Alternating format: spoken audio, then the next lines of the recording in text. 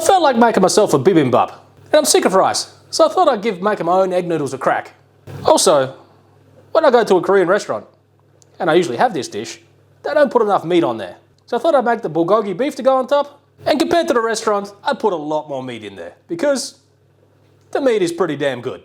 Also, the normal accoutrement, a gochujang sauce, some kimchi. When I was looking at a few recipes, not actually according to this dish, but I saw something about charred baby corn, and I thought that sounded pretty damn good. So I thought I'd add it to this as well. Also, these little Lotus chips, never actually made them before. Let's see how they go.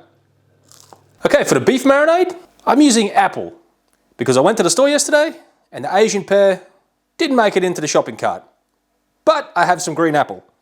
So I'm just going to use that as a substitute. It doesn't work as well to tenderize the meat as the Asian pear would, but we're using what we got.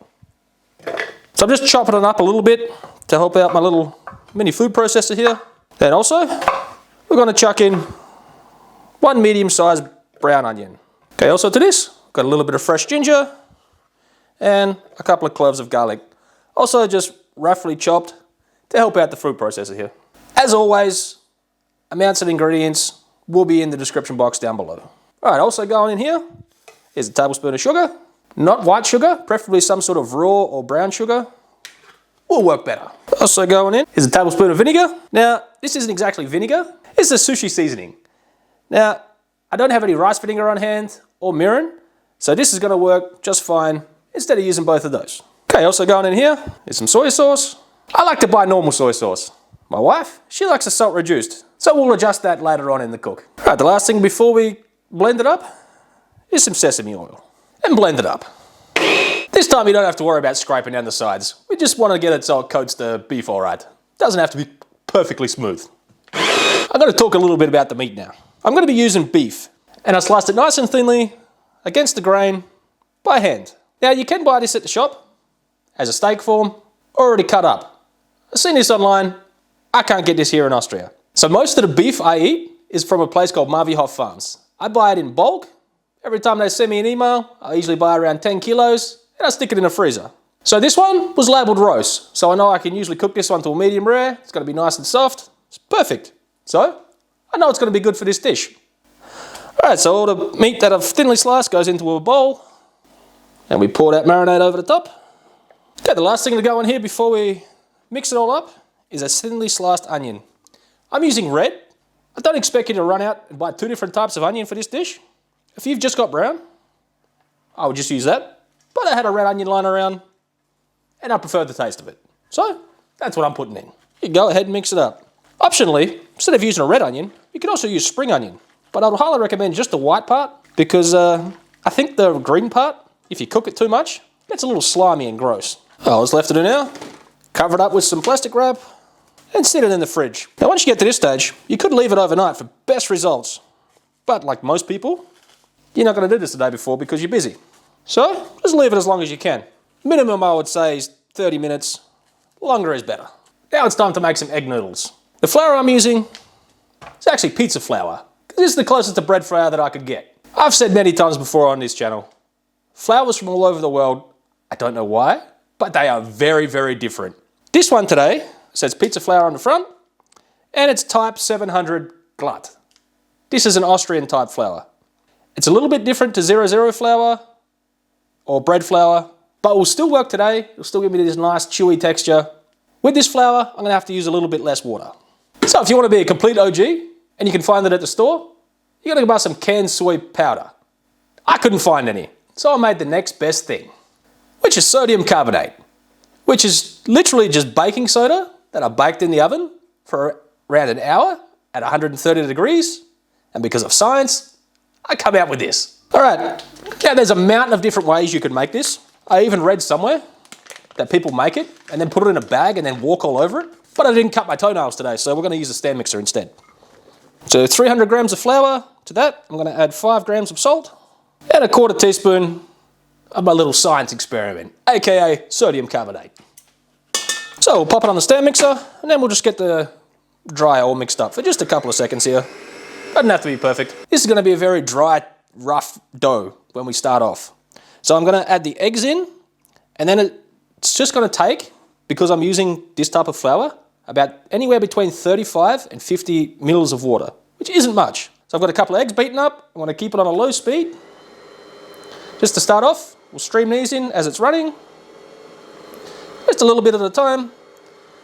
And then we'll see where the dough's at, and we'll add the water as needed. When you make regular dough, you make the flour a little well in the middle, and the machine's doing exactly the same thing. You got the egg in the middle, and it's taking little bits of flour as it mixes in. Still very dry. I'm just going to add a tablespoon of water, and we'll see how that goes. I don't want to add too much water to these noodles, because you want a nice dense noodle. I've added a tablespoon of water, it's been all incorporated, and the dough looks quite shitty at the moment, but it's actually coming along rather well. So all I'm going to do now is give the sides a bit of a scrape down, and then to help it out a little bit more, I'm going to take it off the machine and just use my hands to bring it together a little bit more, just to speed this process up a little bit. And also, you can gauge better if it needs a little bit more water if you get your hands in there and give it a feel. Now it is feeling still very dry at the moment, so I'm going to add another just over half a tablespoon of water, straight in the middle, then we'll get it back on the stand mixer. Close it down, and we'll just turn the speed up a little bit now and let it all come together nicely. If you're keeping score at home, this is speed 1.5 on my Kenwood stand mixer. Okay, so I had the stand mixer going for about 10 minutes. It's not really coming together into a nice smooth ball like I was hoping. I did add a little bit more water, so in total, I've added about 40 mils of water. So we're going to take it off the stand mixer. Okay, we've also got the cutting board out the way, and we're just going to bring this dough out onto the bench, and we're going to start bringing it to a nice smooth dough ball by hand. Now I must say, the stand mixer did do most of the heavy lifting here. We're just going to use our hands and just knead it like this until it comes together into a nice smooth ball. Shouldn't take more than 5 minutes. I can fully understand why people walk on this dough. It's super freaking stiff. My arms are sore, and this is going to be fine how it is now. So it is smooth in some parts, but as you can see, it is a very dry dough, which is what we're looking for. And in my experience, a dough like this, we're just going to wrap it up in some cling film, and it should keep on hydrating as it rests, which is the next step. Wrap it up in some cling film, sit it on the bench, and let it rest for at least an hour before we roll it out. So we've got a couple of toppings we've got to prepare before we cook the beef. I found some dried shiitake mushrooms. I was reading the back of the package, and it says you've got to give them a little wash, soak them in some water until they're soft. So that's what we'll do with these. So I've got these set in some water. We'll just let those soften up, and we'll come back to when they're nice and soft. Second topping, got some lotus root here. Now I'm just going to fry these off, try and get them a little bit crispy for a nice little crunch in the dish. Another condiment, it's going to be some charred baby corn. Now I know it's a little bit unusual, but charred baby corn sounds pretty damn good to me. So we'll get those out onto some paper towel as well, to dry off any excess moisture. Also going to put some kimchi on the side. This brand's pretty good. I've had it a few times. Then we're going to blanch off a little bit of bok choy, and we're going to cut up a little spring onion, sprinkle over the top for a bit more of a garnish. So it's been a little longer than an hour since I made this dough. So it's been sitting on the bench, and it turned a pretty horrible brown colour. Not sure why. But I'm going to roll it out, cook it up, just the same. So I just Googled quickly why my dough looks like a big piece of doo-doo, and it says it's because of oxidation. Now what it said is if I rubbed a little bit of oil on the outside before I wrapped it up, it might have stopped it. So if you're going to leave it for more than an hour, you might want to try that too. So now I'm just going to cut this into roughly four squares, and we're going to work with one piece. We'll put these in the Glad wrap, and we'll wrap the other ones up in the Glad wrap while we work on this one piece. So I'm just going to use a little bit of flour to put down, make sure nothing sticks to my little pasta roller here. So I'm just going to flatten it out a little bit, put a little bit of flour on it, then we're going to start running it through my pasta maker. So I'm going to run it through on the wider setting. So I'm just going to give it a letter fold, which means just fold one end into the middle and the other end edge over like that. And we're going to run it through again.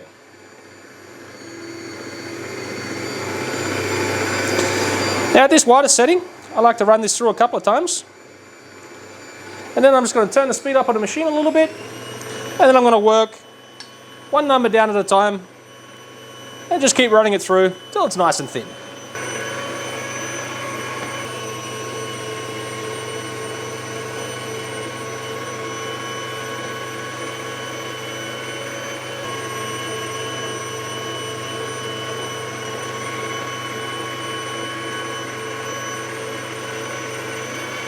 Once you got it all rolled out, just use a bank scraper or a butter knife or any other knife and cut them into the length you want. Well, I'm thinking about this long. So I use this one as my template. We'll just go along, trim them all up so they're all the same size. Once you've got them cut into the squares like that, dust them with a little bit of flour. And then I've got my spaghetti cutter on my stand mixer, and we're just going to run it through that. And that looks pretty good to me. So we'll go through and get the rest of them cut up so they look like that. Alright, so the shiitakes have softened up some. Now I'm just going to get them sliced up. So they look a little something like that. So they'll be ready to fry off in the wok. Okay, so I've got my Lotus root here. I just go over some salt and a little dusting of some cornstarch. Now I'm just going to put them into some onion infused oil that I had lying around. I'm just going to fry them off. As soon as they start to take on some colour, this talks about 3 or 4 minutes.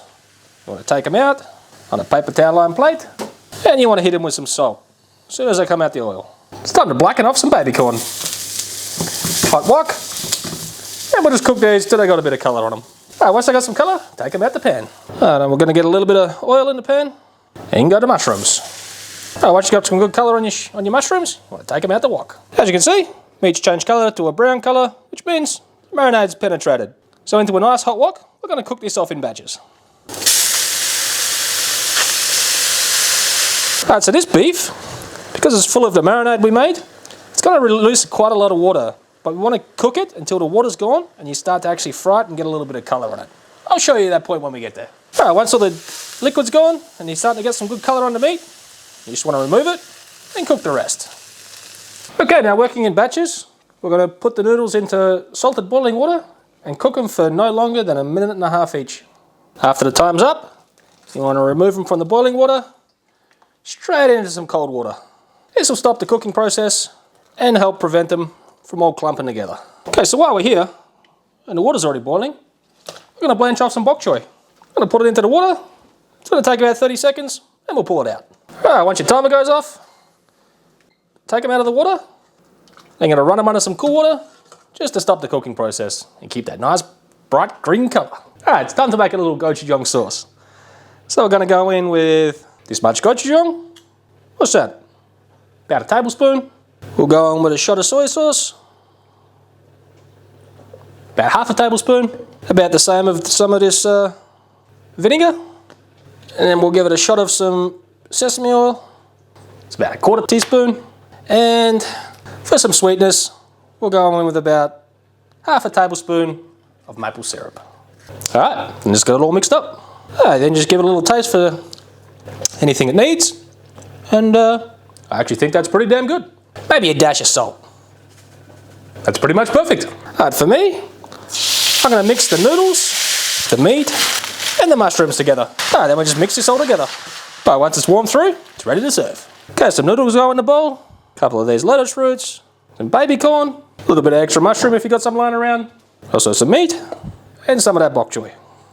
Then over the top goes some spring onion and some toasted sesame seeds. You could put an egg on top, but I think that's enough. These little Lotus chips, never actually made them before. Let's see how they go.